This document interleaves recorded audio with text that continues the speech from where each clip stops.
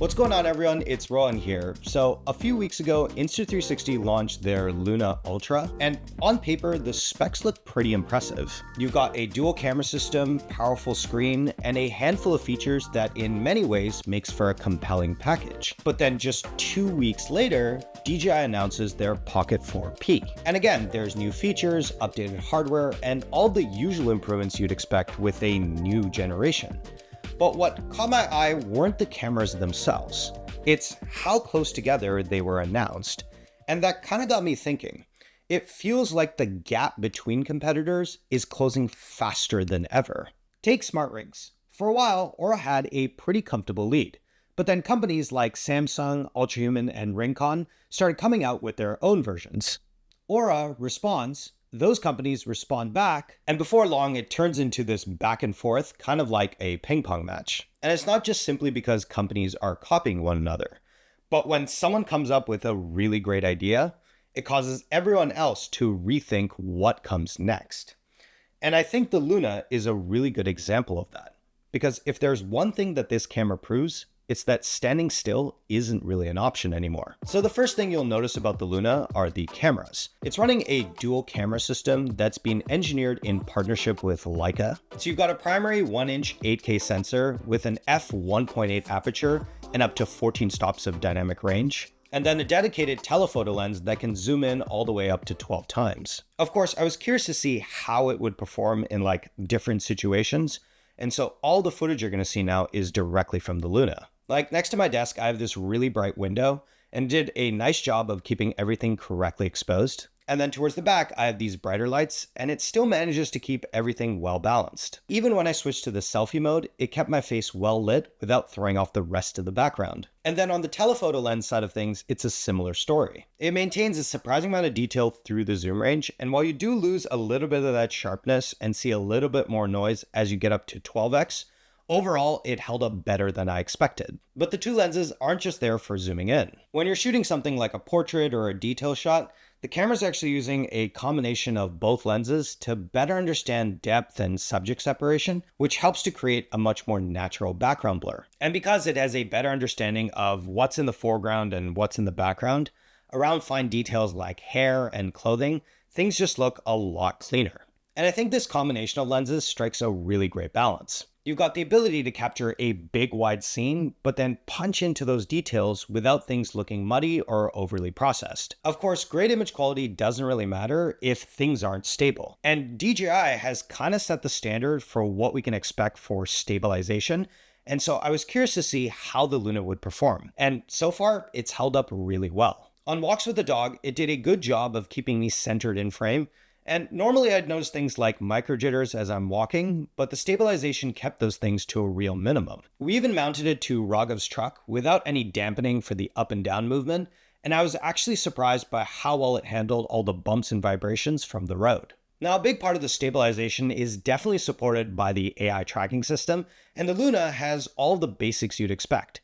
It can track people, pets, and different objects, but what surprised me was how reliably it was able to do so. It did a really great job of tracking my face and keeping me in the center of the shot. And with something like the text on the skateboard, I was able to get this really cool looking orbit. And that's particularly handy for shots like this because I can focus on the movement and the composition instead of constantly worrying whether everything's in frame. Now, one feature I was particularly interested in was smart framing. So you'll see these 9 dots come up on the screen, and when you tap one, the Luna will track your subject while keeping them in that area of the frame. And you can see here, my friend Manny is walking through the crowd, checking out the different booths, and the camera is keeping him in focused and to the right side of the frame. Now, normally, if you wanted to get this type of shot, you'd have to make those adjustments manually yourself. But with this, you get the benefits of tracking while still having a lot of creative control over how the final shot looks. Now, probably one of the most interesting features on the Luna, and the one that everyone's talking about, is the screen. The screen itself is a really nice 2-inch OLED display that's bright, vibrant,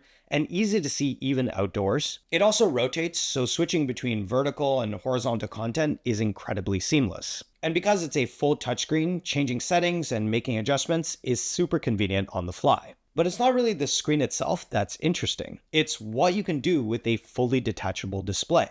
And this probably solves one of my biggest gripes with other camera systems, because there isn't really a great way to remotely monitor a shot, and usually involves clunky solutions like an Apple Watch app or pairing your phone just to see what's going on. But with the Luna, the screen completely detaches and doubles as a remote monitor and control with a range up to 20 meters. Below that, you've got a solid set of physical controls. There's a joystick for adjusting framing, which has actually been really handy because I'll set down the camera and then realize I'm out of frame. So with the joystick, it makes it really easy to reframe the shot. There's also a rocker that allows you to move through the different zoom levels, along with a bunch of dedicated controls for things like flipping the camera around, activating different tracking modes, and accessing different shooting functions without having to touch the screen itself. That being said, one minor thing I did notice was the zoom rocker wasn't as smooth as I expected. It's perfectly usable, but if I had to nitpick, it's a bit fiddly when it comes to making fine-tune adjustments. And then on top of that, there's a bit of a delay between when you hit the button and when the zoom starts. Nothing major, but I think a little bit more travel or a bit more responsiveness would have made it a whole lot better. Now, one thing I was pleasantly surprised about was the microphone setup. And the Luna does have a microphone built into the camera itself, but then the screen module also has its own built-in microphone. And it's been really great for things like solo shooting, where I can monitor what's going on the screen and then still get really great audio without needing a separate mic. So this is what the microphones sound like on board the Luna. I'm about 4 or 5 feet away, and although you can hear me, there's a bit of an echo in the room. And here's what the microphone sounds like on the screen module.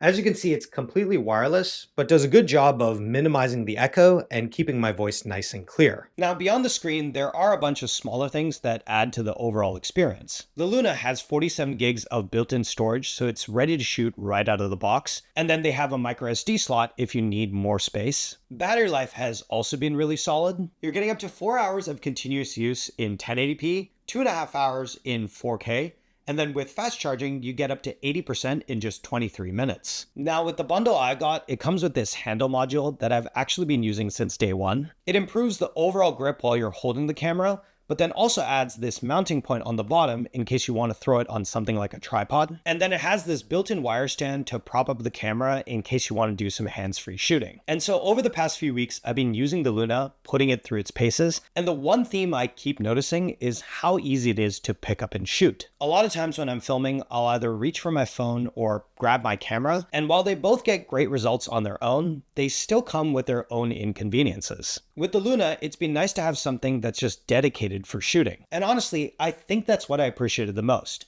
I found myself spending less time on the camera and more time focusing on the actual shots I wanted to get. And I think that brings me to my main point of why I think this camera is so good. The Luna isn't just about any one feature. Sure, there's the dual camera system, the detachable screen, and all of the other quality of life improvements, but what makes this camera so great is how all of those things come together. It's no longer a race on just the best image quality. It's how you balance out usability, features, and the overall experience. And as I think competition gets tighter and tighter, we're going to start to see better and better products because of it. And with this, I think we're just getting started. If you enjoyed this video, give it a like and hit that subscribe button as it really helps out the channel. As always, thanks for watching, and we'll catch you in the next one.